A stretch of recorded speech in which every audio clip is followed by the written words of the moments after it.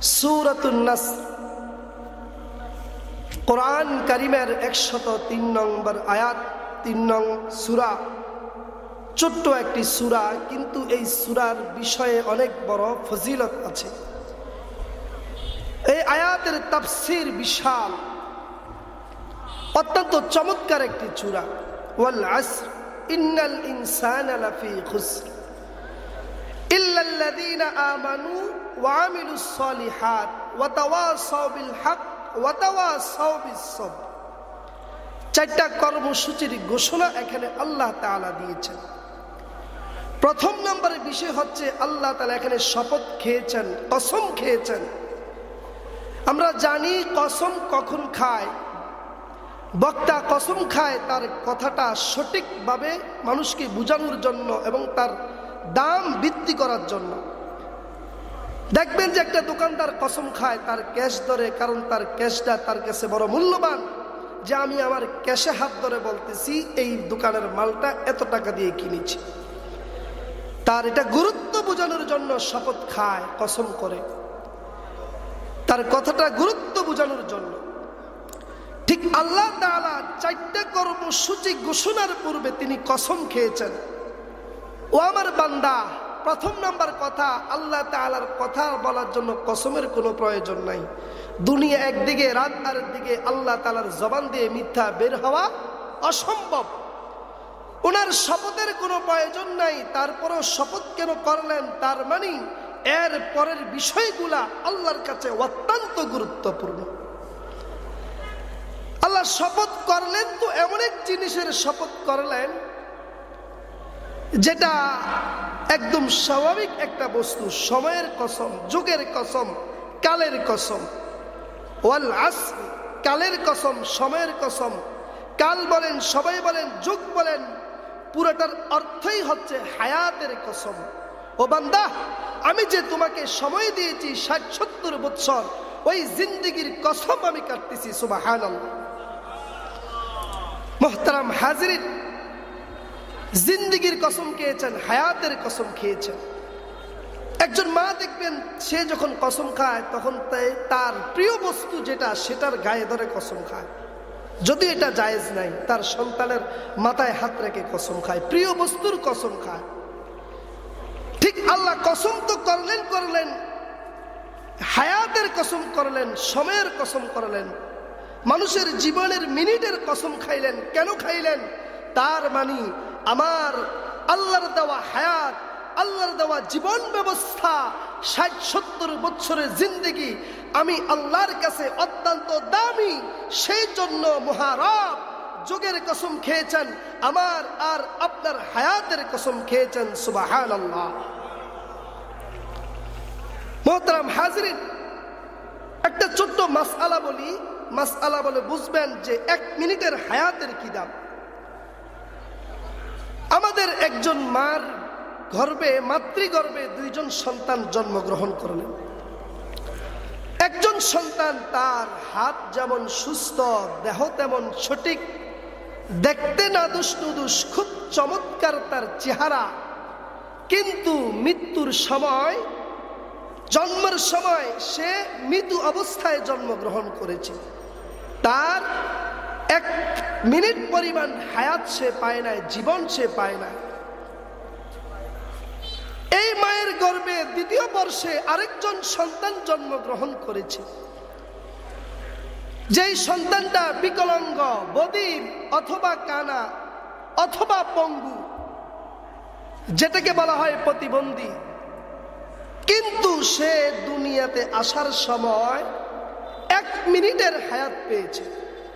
জন্ম নিলেন, 1 মিনিটের ভিতরে আবার দুনিয়া থেকে চলে গেলেন, অথবা 1 দিনের মাথায় চলে গেলেন, অথবা 2-1 ঘন্টা বেঁচেছেন, আইসিইউতে ছিলেন, আবার সে চলে গেলেন। আমার কথা বুঝে থাকলে বলুন, একজন সন্তান সুস্থ অবস্থায় জন্মগ্রহণ করেছে কিন্তু সে হায়াত পায় নাই। আরেকজন সন্তান অসুস্থ অবস্থায় জন্মগ্রহণ করেছে কিন্তু 1 মিনিটের হায়াত পেয়েছে। বলেন তো দেখি, দোনোটা কি সমান সমান না তার ভিতরে পার্থক্য আছে?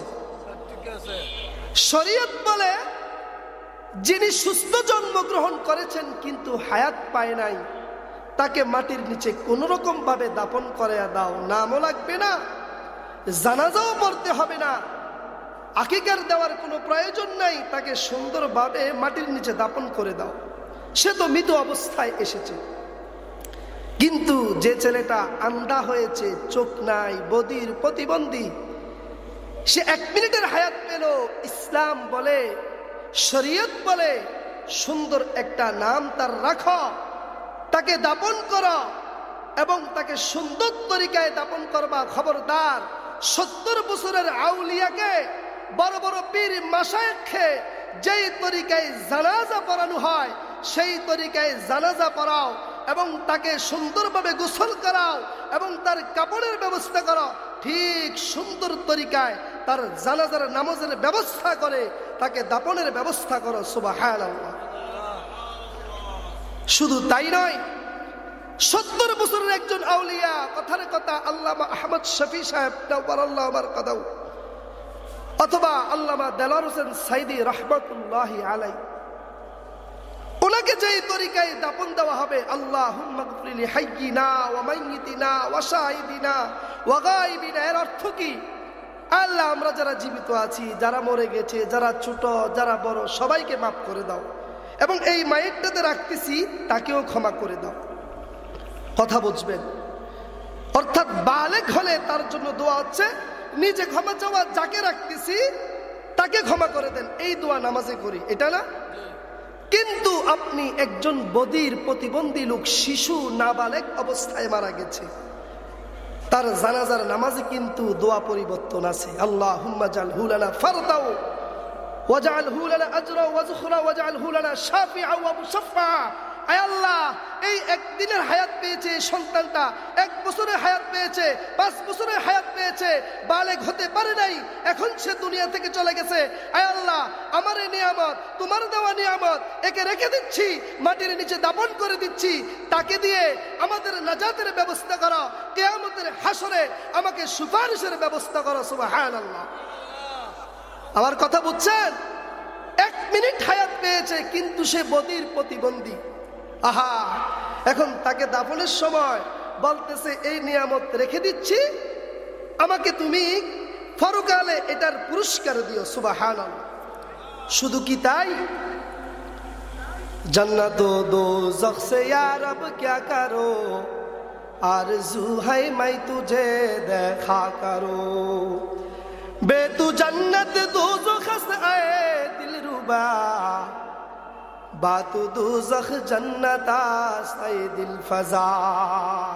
এই পৃথিবীর মানুষ বিচার শেষ করিয়া যখন জান্নাতের ভিতরে রওনা দিবেন, সমস্ত মানুষ জান্নাতের দরওয়াজার সামনে বসে থাকবে, কে আগে প্রবেশ করবে। এক এক করে সকল মানুষ আসবেন, সকল উম্মত আসবেন, সকল নবীগণ আসবেন। জান্নাতের দরওয়াজা খোলা হবে না যতক্ষণ না আমার আর আপনার নবী মুহাম্মদুর রাসূলুল্লাহ জান্নাতের দরওয়াজায় টুক টুক করে আওয়াজ না দিবেন, ততক্ষণ পর্যন্ত তো জান্নাতের দরজা খুলবেন না। মেরে ভাই ও দোস্ত, বুজুর্গ, জনাবে মুহাম্মদুর রাসূলুল্লাহ সাল্লাল্লাহু আলাইহি সাল্লাম সেই দিন সর্বপ্রথম জান্নাতে প্রবেশ করবেন। তারপর এক এক নবীগণ জান্নাতে যাবেন। সমস্ত নবী যাওয়ার পর এবার উম্মতদের পালা। তারপর যাবেন শহীদরা, সালেহিনরা, জাকিরিনরা, এক এক করে জান্নাতে যাবেন। ভিআইপি মর্যাদা যারা, তারা আগে যাবেন। ভিআইপিরা ঢুকার পর ওই জান্নাতের দরওয়াজার সামনে আমার আর আপনার সন্তান যেগুলা নাবালেগ অবস্থায় মারা গিয়েছে, ওই প্রতিবন্ধী সন্তান 1 মিনিটের হায়াত পাইয়া সে দুনিয়া থেকে গেল। ওই মা সন্তানকে লালন করেছে, বড় করেছে, 5 বছরের সন্তান পানিতে পড়ে মারা গেল। গতকালের আগের দিনের ঘটনা, লালমাই পাহাড়ে ছোট্ট শিশুকে, নাবালেগ একটা সন্তানকে জবাই করে রাখলো। হাদিসের ভিতরে পাওয়া যায় ওই সমস্ত নাবালেগ সন্তানরা জান্নাতের সামনে ঘোরাঘুরি করবে, দৌড়াদৌড়ি করবে। ফেরেশতারা বলবে কি ব্যাপার, এখানে লাফালাফি করো কা, দৌড়াদৌড়ি করো কা? তারা বলবে তোমার আল্লাহকে গিয়ে জিজ্ঞেস করো আমরা কি করব। আল্লাহকে বলে ও আল্লাহ, এই যে নাবালেগ শিশুরা এখানে দৌড়াদৌড়ি করতেছে, কি করব কি করব তাড়াতাড়ি বলে দেন। আল্লাহ বলে তাদেরকে জান্নাতে ঢুকায় দাও, তাড়াতাড়ি জান্নাতে ঢুকায় দাও, কারণ তার কি হিসাব করব, সে তো হিসাবের আগে নাগাবালাগ অবস্থায় দুনিয়া থেকে চলে গেছে। সুবহানাল্লাহ। ফেরেশতারা বলবে যা যা তোরা ভিআইপি, তোদের কোনো হিসাব হবে না, এ যা যা তাড়াতাড়ি চলে যা। ওই যে জান্নাত দেখতেছ, ওই 10 দুনিয়া পরিমাণ এক একটা শিশুকে দেওয়া হবে। সুবহানাল্লাহ। ওই শিশুরা আল্লাহর কাছে ফরিয়াদ করবে, মাবুদ দুনিয়াতে তেমন সময় পাই নাই তোমার ইবাদত করার জন্য, শুধু মাতৃগর্ভে জন্মেছি বলে। কুল্লু মাউলুদিন ইউলাদু আলাল ফিতরা আবওয়াহু ইউহাউবিদানিহি আও ইউনাসসিরানিহি আও ইউমাজ্জিসানিহি। ওগো মাবুদ, একটু হায়াত পেয়েছি বলে, মাতৃগর্ভে এসেছি বলে আজকে 10 দুনিয়া পরিমাণ জান্নাতে দিয়েছ। ও আল্লাহ, ওই দুঃখিনী মা, ওই দুঃখী বাবা যে আমাকে লালন পালন করেছে, 10 দিনের গর্ভে ধারণ করেছে, আল্লাহ ওই মা আর বাবাকে ছাড়া আমি জান্নাতে যাব না। সুবহানাল্লাহ। কথা বুঝছেন? 1 মিনিটের হায়াতের কি মর্যাদা। 1 মিনিট হায়াত পেল, কিন্তু আল্লাহকে বলতেছে আল্লাহ যার কারণে হায়াত পাইলাম তাকে ছাড়া জান্নাতে যাব না। সুবহানাল্লাহ। আল্লাহ বলো ও ফেরেশতারা, আর ঝামেলা করে লাভ নাই, কোথায় ওই শিশুদের মা বাবা, ডাকো তাদেরকে, এবং তারা যাদেরকে যাদেরকে সুপারিশ করবে তাদেরকে জান্নাতে ঢুকিয়ে দাও। সুবহানাল্লাহ। 1 মিনিটের হায়াতের কত দাম। এই জন্য আল্লাহ তাআলা হায়াতের কসম খেয়েছেন, ওয়াল আসর, কালের কসম, যুগের কসম, হায়াতের কসম। মুহতারাম হাজরিন, এইতে বসতেছেন, চলে যাচ্ছে, এই দিন আর পাবেন না। 1000 কোটি টাকার মালিক হতে পারেন, সময় কিন্তু চলে যাবে। বরফ দেখবেন, বরফ ফ্যাক্টরিতে যখন যাবেন, আল্লাহ রাসূল বলে এখানে গিয়ে তোমরা হায়াতের মূল্য বুঝতে পারবা। যে দেখবে এক লোক বরফ নিয়ে হাঁটতেছে বাজারের ভিতরে, আর বলতেছে কে কোথায় আছো, দেখো দেখো দেখো আমার হায়াত, আমার বরফ গলে পুরে শেষ হয়ে যাচ্ছে, এই তো আর কিছুক্ষণ পরে বরফটা গলে পরে শেষ হয়ে যাবে। যে আছো, যে কিছু টাকা দিয়ে আমার বরফটা ক্রয় করবা, তাড়াতাড়ি শেষ করো। বিচক্ষণ লোক সঙ্গে সঙ্গে অল্প টাকা দিয়ে হলো বরফটা শেষ করে কাজে লাগাতে চেষ্টা করবে। আল্লাহ রাসূল বলে এইভাবে হায়াত তোমার জীবন থেকে চলে যাচ্ছে। ও আমার মা, ও আমার ভাই, টিনের ঘরে থাকলেও হায়াত যাবে, দালান ঘরে থাকলেও হায়াত যাবে, এসির রুমে থাকলেও হায়াত যাবে। হায়াত কিন্তু পুড়িয়ে যাবে, সঙ্গে কি নিয়ে যাবেন? জায়গা, সম্পত্তি, স্বর্ণ অলংকার কিচ্ছু যাবে না। যাবে আপনার নেক আমল, আপনার ইবাদত, আমলে সালেহ, অথবা আপনার নেক সন্তান যাকে হাফেজে কোরআন বানিয়েছেন। সুবহানাল্লাহ। মেরে ভাই ও দোস্ত বুজুর্গ, হাফেজে কোরআনের বড় ধাম, ওই আলেম ওলামার বড় দাম। ওই মা কত ভাগ্যবান, যেই মার সন্তানটা আলেম হয়েছে। ওই মা কত ভাগ্যবান, যেই মার সন্তানটা হাফেজে কোরআন হয়েছে। ওই মা বড় ভাগ্যবান, যেই মার সন্তান তাফসীর মাহফিলের আয়োজন করে, দিনের কথা মানুষকে বোঝানোর জন্য প্রোগ্রাম করে, দিনরাত মেহনত করে। ওই মা বড় দামি, যেই মা তার সন্তানটাকে নামাজি বানাইলো আর বলল ও বাবা, দুনিয়াতে কত মানুষ কোটি কোটি টাকা ইনকাম করার জন্য ডাক্তার, ইঞ্জিনিয়ার বানায়, আমার অর্থকরীর প্রয়োজন নাই, একমাত্র দিনের জন্য তোকে দিলাম, আল্লাহ রাস্তায় থাকবি কিয়ামত মৃত্যু পর্যন্ত। আর আমি বাবা যদি দুনিয়া থেকে চলে যাই, আমি মা যদি দুনিয়া থেকে চলে যাই, ওই আমার কবরের সামনে গিয়া একটু হাত তুলে দোয়া করবে, আল্লাহুম্মা রাব্বির হামহুমা কামা রব্বায়ানি সগীরা। मेरे भाई दोस्तों बुजुर्गों, मौत को तुम दूर न समझो, मौत है हर दम करीब, फिर नहीं मोहलत न होगा सर हिलाने के लिए। मौत को समझा है गाफिल इख्तिताम जिंदगी, मौत को समझा है गाफिल इख्तिताम जिंदगी, दर हकीकत मौत तेरा इब्तिदाए जिंदगी। कवि बोलतेছে ও যুবক ভাই, মৌতকে তুমি মনে করতেছ এই মৌত শেষ, তোমার জীবনের শেষ অধ্যায়। না না না, এই মৌত তোমার জীবনের শেষ অধ্যায় না, এই মৌত তোমার জীবনের শেষ সময় না। এই মৌত হচ্ছে আরেকটা জগতের তোমার হিসাব নিকাশের শুরু অবস্থা, যেটার ব্যাপারে কোরআনে বারবার বলা হয়েছে ওই দিন কারো পক্ষে কোনো সার হবে না।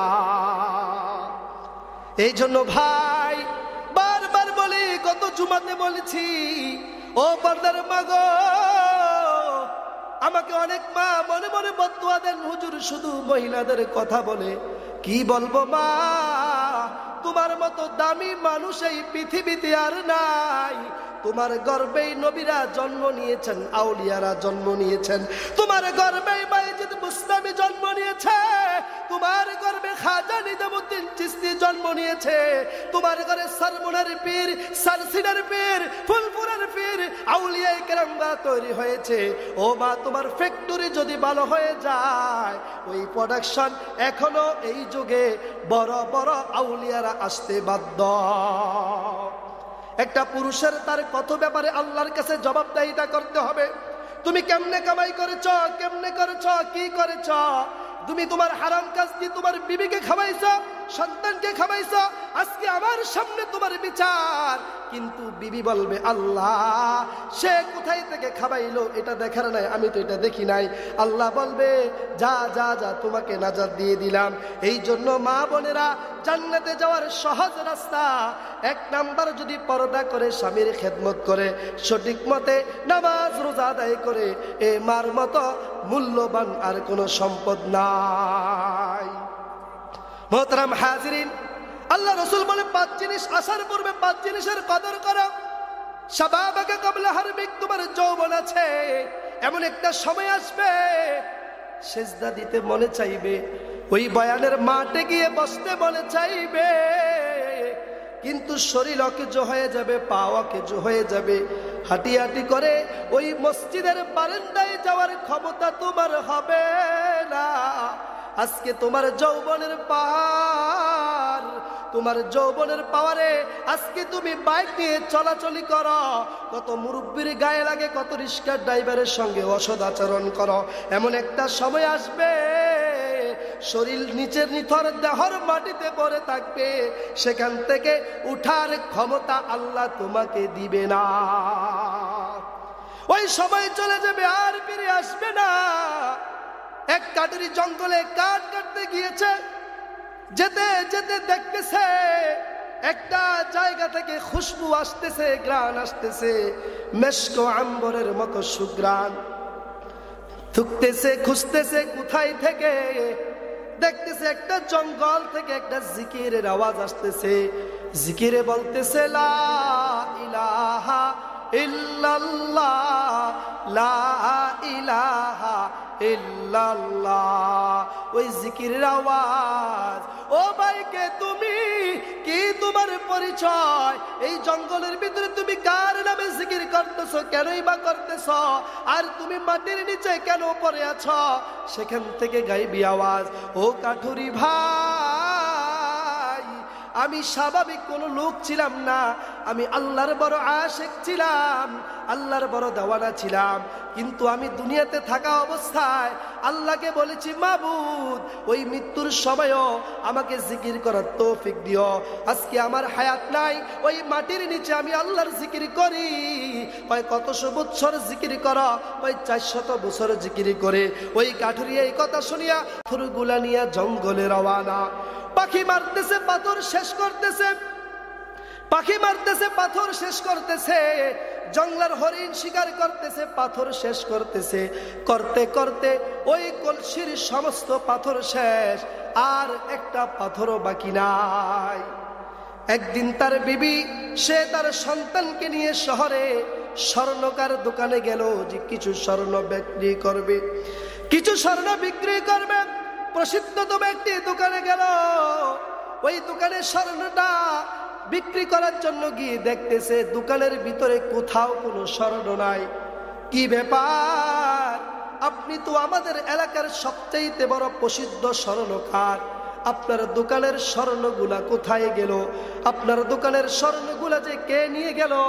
সে বলতেছে স্বর্ণ কেউ নেয় নাই, ডাকাতিও করে নাই। একটু পূর্বে একজন লোক একটা পাথর এনেছে, মার্বেলের মতো একটা পাথর। ওই পাথরটা আমি তার থেকে খরিদ করেছি। আমার দোকানে যত অর্থ করেছিল, যত স্বর্ণ ছিল, এগুলার বিনিময়ে এই পাথরটা আমি তার থেকে খরিদ করেছি। কোথায় সে পাথর? কোথায় সে পাথর? ওই দেখো না তুমি, এখানে আমি সাজিয়ে রেখেছি। ওই রাখাল বলতেছে, তুমি তো পাগল হয়ে গিয়েছ, সামান্য একটা পাথর, এই পাথরটা শত শত পাথর আমার কাছেও ছিল। এটা কি এমন মহামূল্যবান যে তুমি দোকানের সব কোটি কোটি টাকা দিয়ে পাথরটা খরিদ করলা? মাসনুমি রুমি, আল্লামা রুমি রহমাতুল্লাহ আলাইহি মাসনবী শরীফে বলতেছেন, এ যুবক, হায়াতের কত দাম, সময়ের কত দাম, এখানে আল্লামা রুমি বলতেছেন। ওই যুবক এই পাথরটা খরিদ করলো। রাখাল বলতেছে, বেকুব, এই কোটি কোটি টাকা দিয়ে পাথরটা তুমি কেন খরিদ করলা? সে বলতেছে, ও রাখাল ভাই, আমি বেকুব না, তুমি বরঞ্চ বেকুব। কারণ তুমি এটা চিনতে পারো না, এটা কি জিনিস তুমি এটা চিনতে পারো না। এটা আল্লাহর দেয়া বড় নিয়ামত, এটা হীরার টুকরা, যার বিনিময়ে বহু বহু গুণ বেশি। আমি এই হীরার টুকরাটা এই স্বর্ণের বিনিময়ে তার থেকে খরিদ করেছি। ওই রাখাল হাউমাউ করে কান্না শুরু করে দিয়েছে। বিবি বেহুশ, সন্তান বেহুশ। ও স্বামী গো, কি করলাম, কি করলাম? খুললো আবার কপাল। আল্লাহ তাআলা আবার কপালের ভাগ্য পরিবর্তন করতে চেয়েছে। ওই নিয়ামত দিয়েছে, কিন্তু নিয়ামতকে চিনতে পারি নাই, ওই নিয়ামতের সঠিক ব্যবহার করতে পারি নাই। এই বলে বিবিও দৌড়ায়, স্বামীও দৌড়ায়, ওই সন্তানও দৌড়ায়, আর মাথায় বিঁধতেছে, হায় হায় হায়, আল্লাহ আমাকে দিল, খুললো আমার কপাল। এই আমার অর্থ করি কত হাজার হাজার এই হীরার টুকরা আল্লাহ আমাকে দিয়েছে, কিন্তু অযথা ওই জঙ্গলে পাখি মারতে গিয়ে, পশু মারতে গিয়ে আমি সব শেষ করে ফেলেছি। খুঁজতেছে খুঁজতেছে, টুকাইতেছে, জঙ্গলে দৌড়া দৌড়ি করতেছে, কিন্তু খুঁজে পায় না। আফসোস করার বাকি নাই, আফসোস করার আর কোনো সময় নাই, এখন তো সব খেয়ে ফেলে শেষ করে দিয়েছে। আল্লাহ তাআলা বলে, ও বান্দা, এই 60-70 বছরের হায়াত দিয়েছি তোমাকে, আমার নিয়ামত তোমাকে দিয়েছি, এই নিয়ামতের কদর বান্দা তুমি করো। এমন একটা সময় আসবে যে তোমার অবসর সময় থাকবে, কিন্তু তুমি এই অবসর সময়টাকে কাজে লাগাও নাই। এমন একটা সময় আসবে, এত ব্যস্ততা হবে, এত ব্যস্ততা তোমার বাড়বে, তখন তোমার কোনো আল্লাহর নাম ডাক নেওয়ার সময় থাকবে না। হায়াতাকা কাবলা মাউতিক, 60-70 বছরের জিন্দেগি আমি তোমাকে দিলাম। মৃত্যুর সময়, মৃত্যুর পরে ওই রাখালের মতো আফসোস করা ছাড়া আর কিছু বাকি থাকবে না। হায় হায় হায় হায়, আল্লাহকে বলবে আল্লাহ ওদের মালিক একটা মিনিটের হায়াত দাও। ব্যাংকে কোটি কোটি টাকা পড়ে আছে, এই টাকা কে খাবে? আয় আল্লাহ আমাকে আরেকটা মিনিটের হায়াত দাও, আমি একটা সেট লিখে দিব মসজিদের জন্য, মাদ্রাসার জন্য, মাহফিলের জন্য। আল্লাহ বলবে ও আজরাইল তার মুখ বন্ধ করে দে, আমি যে হায়াত তাকে দিয়েছি এই হায়াত সে কাজে লাগায় নাই, এই হায়াত সে মূল্য দেয় না, দাম দেয় নাই, এখন তার সময় শেষ। মা বলবে আল্লাহ আমাকে দুনিয়াতে আবার যাওয়ার ব্যবস্থা করে দাও, দুনিয়াতে একটু থাকার ব্যবস্থা আরো কয়টা দিন করে দাও, অথবা পুনরায় আমাকে দুনিয়াতে পাঠাও, আমি দুনিয়াতে যতদিন থাকবো তোমার জিকির করব, যত সন্তান দিবা সবগুলাকে হাফেজ আলেম বানাইয়া আমার জান্নাতের পথেও বানাবো। আল্লাহ বলে বান্দা তোমার সময় শেষ, তোমার সময় শেষ, আর একটা মিনিট তোমাকে দেওয়া যাবে না। সংক্ষিপ্ত সময়ে এটার তাফসীর তো বিশাল লম্বা ছিল আলোচনা, শুধু একটু হায়াতের কি দাম সেটা বলেছি। আল্লাহ তাআলা আমাদের জিন্দেগির সমস্ত হায়াতটাকে সঠিক কাজে ব্যবহার করার তৌফিক দান করুক, সকল বলি আমিন। সম্মানিত উপস্থিতি এলাকাবাসী, আমাদের রেলগেট জামে মসজিদের সম্মানিত খতিব, আমার শ্রদ্ধাভাজন ব্যক্তিত্ব, খুব মোহাব্বতের লোক গাজী এরশাদুল্লাহ সাহেব উপস্থিত হয়েছেন। আপনারা প্রত্যেকে চলে আসেন, ইনশাআল্লাহ ধারাবাহিক আলোচনা চলবে।